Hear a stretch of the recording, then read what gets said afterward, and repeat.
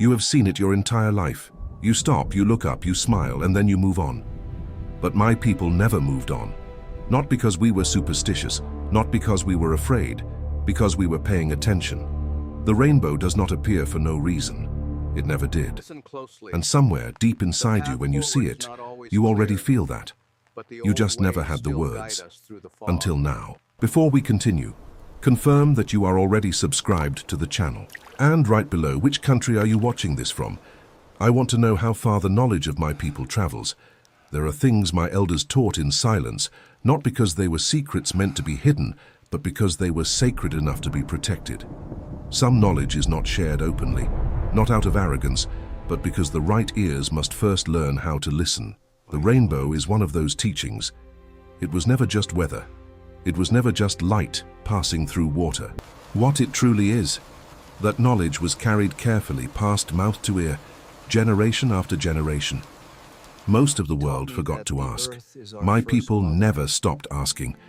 And what we found, I am going to share with you now, carefully, the way it was always meant to be shared. In the tradition of the Diné, the Navajo people, nothing in nature is random. Not the direction of the wind, not the pattern of the clouds, not the cry of a bird before the storm. Every element of the natural world speaks. The question is never whether it is speaking. The question is always, are you still able to hear it? The rainbow holds a specific place in this understanding. It does not appear to decorate the sky. It appears at the crossing point. That is the key word. The crossing. When rain meets sunlight. When one world touches another. When something that was hidden becomes visible. Just for a moment. My grandfather said it simply, the rainbow is the sky remembering something it wants to tell you. He never explained more than that on the first day. He made you sit with it. That is how understanding is built, not by flooding the mind with information, but by creating silence deep enough for meaning to settle in. So sit with that for a moment. The sky, remembering something it wants to tell you. Now let's talk about the crossing. The rainbow appears only under a specific condition. Light must pass through water, not around it, not beside it, through it. And in that passing and in that movement through, the light reveals itself, all of it. Every color that was hidden inside white light becomes visible when it has to travel through something difficult. This is not poetry, this is physics. But my people understood it as both. When you are going through something, a loss, a change, a moment of confusion, you are the light. And the difficulty is the rain. You do not know in the middle of it what you are carrying inside. You cannot see your own colors when you are traveling through clear skies. It is only through the difficult passage that what is inside you becomes visible. The rainbow is not a sign that the storm is over. The rainbow is proof that something traveled through the storm and came out whole. Do you understand the difference? The world taught you the rainbow means the danger has passed. My people say the rainbow means the passage was complete. Those are two very different messages. You were taught to look at the rainbow and feel relief.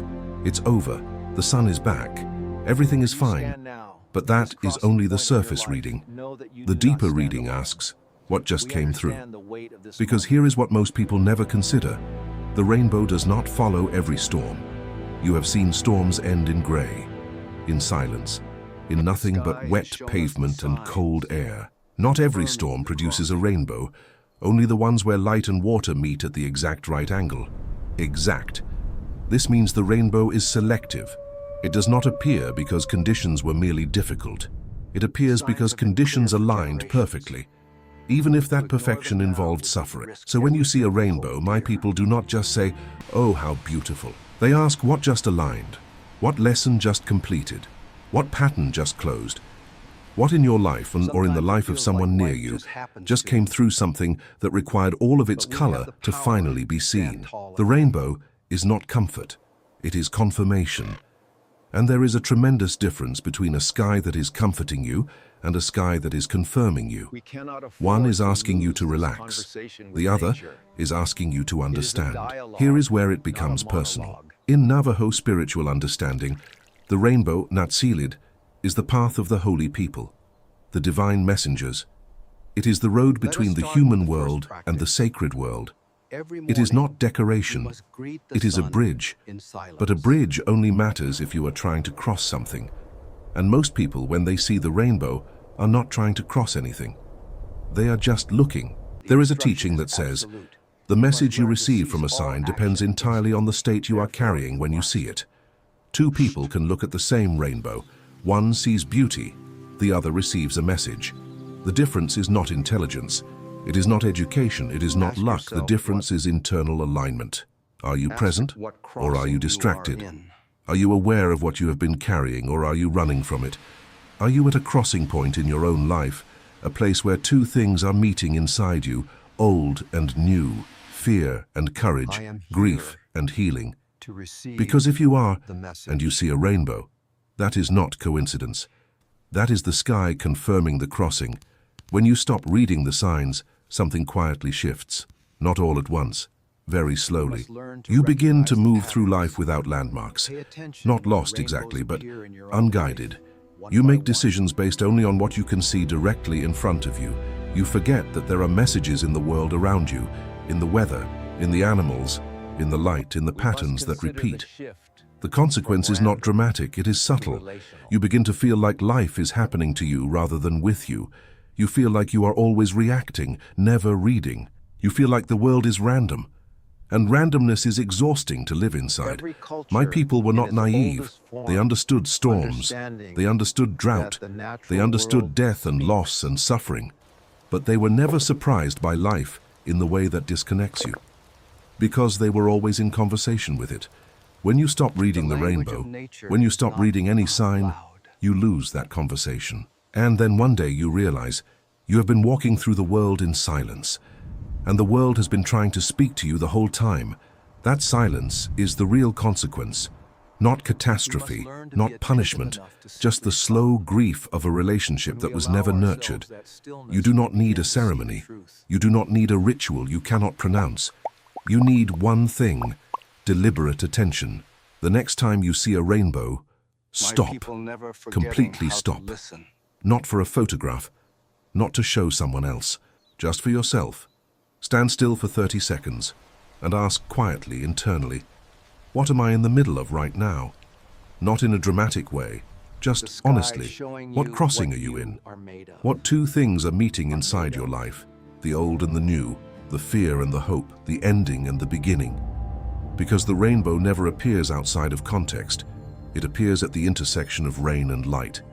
And if it appears while you are in an intersection of your own, that is the conversation. Receive it.